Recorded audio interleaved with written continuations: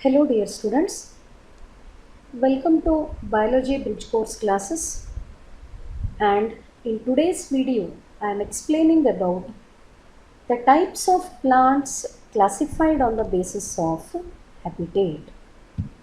What is habitat, and on the basis of habitat what are the different types of plants?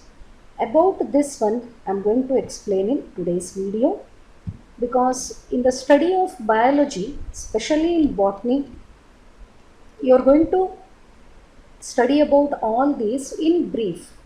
They are very common terms used during the explanation of botany topics, so that the basic knowledge of these terms is very important to understand the subject. Let us move to the study of types of plants based on habitat. What is habitat? Habitat is simply known as dwelling area, or it is the place or environment where a plant may be naturally present or an animal may be naturally present. That particular place or place of the environment is called habitat. It is the part of environment. It represents some specific space where a plant may be present naturally or an animal may be present naturally. So the plant or animal where they are living in the nature, those places represents habitat. So it is the natural house of plants and animals. Of course, the habitat will be varying from one area to another area, and it is dependent on the type of the plant and the type of the animal. Say for example, fishes are adopted to aquatic habitat. That means their place of survivalence or their place of living, the living place of fishes is water. Even though fishes are animals, but they are adopted to survive in the aquatic habitat. If we take the example of birds, they are adopted to aerial habitat. Aerial habitat means in the air. Most of the time they spend in the air because they have the capacity to fly, or they show the flight so that they are adopted to aerial life. And animals like tiger, giraffe, elephant, they are terrestrial in habitat, means they live on the land. So that even though plant and animals they are present on earth planet, but their places of living is different. It is depending on type of the plant and animal, depending on body organization of plant and animal. On the basis of that, habitat is decided. So simply to remember, the habitat represents the specific place or part of the environment naturally where a plant or animal is occurring, or a plant or animal is living. So based on habitat, the plants are classified into following types. All these are the types of plants specifically classified on the basis of habitat, because to classify the plants and animals, the number of characters are taken into consideration, like whether it is producing wood or not, its height, it may be herb, it may be shrub, or it may be tree. Animals are also classified on the basis of presence or absence of the backbone, so that habitat is one character used for the classification of both plants and animals. But here I am explaining only about the classification of plants based on the habitat. The plants classification classified on the basis of habitat are hydrophytes, halophytes, mesophytes, xerophytes and parasitic plants. You may have a question, parasitic plants. Is it possible that a plant is in the parasitic condition? Yes, some plants are parasitic in condition, and I will explain about this particular one. So these are the different types of the plants which are classified on the basis of their habitat. So let us have a look on first one, hydrophytes. Hydro means water and phyton means plant. Easy thing to remember. If you remember the exact meaning of word, you can write the answers in biology. Hydro means water, phyta means plant. Any plant which is growing in water, it is nothing but hydrophyte. So, hydrophytes are the plants which are growing in aquatic habitat. The plants growing near water or submerged. That means they are present completely inside the water only. They may be underwater, are called hydrophytes. Some plants are growing at the bottom of water body. Some plants are floating on the surface of water body, and some plants neither they are on the surface nor they reach the bottom. In between layers of the water, these plants are growing. They are called submerged hydrophytes. Whatever the condition, if the plant is growing in aquatic medium, those plants are collectively known as hydrophytes. In hydrophytes, the root system is very poor or it is not completely developed. What is the function of root? Root is the lower part of the plant body. Its function is to absorb water and mineral salts from the soil. But here, hydrophytes are growing inside the water only. They don't need much well-developed root system because water is always available to these plants, so that root system in hydrophytes is very poorly developed. That means it is not well developed. The simple type of root system is present in hydrophytes because the plants are very easily getting the water. Sufficient amount of water is available to the plants all the time, so that there is no question of absorption of the water, so that the root system is very poorly developed in the hydrophytes. Then they have a very soft stem as they are growing in the water media, and poor vascular tissues, specifically xylem. Function of xylem is to transport the water or to conduct the water, but as they are growing within the water body, they don't need much well developed xylem. And another important character is the hydrophytes possess bulk of the tissue which is spongy and provided with air spaces. In the parts of hydrophytes, the plant body of hydrophytes, it is mainly having spongy tissue. That means cells are arranged loosely with well developed intercellular spaces. So these are the very loosely arranged cells, and this is representing spongy tissue. In between the cells, the space is present, and in this space there will be accumulation of air.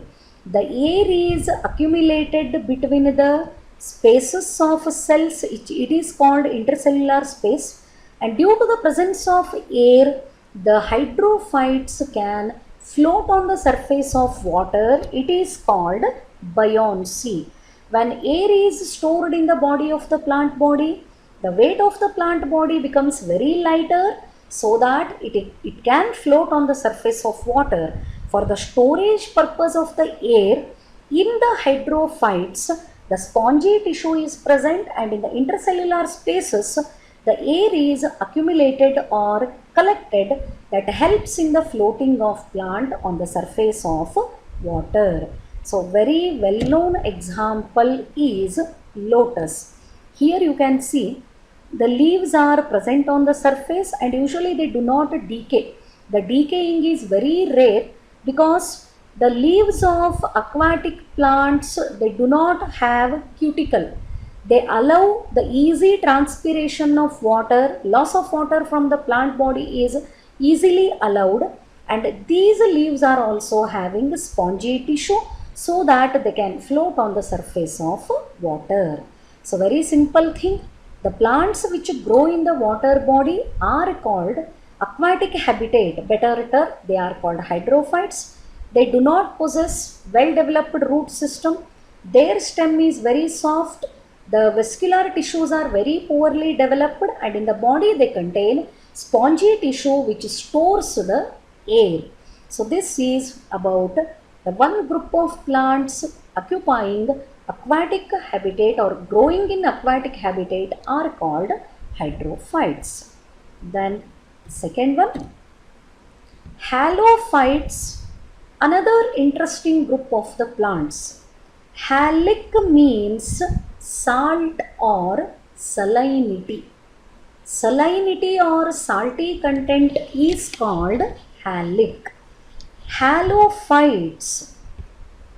Some plants are growing even in the sea and ocean water.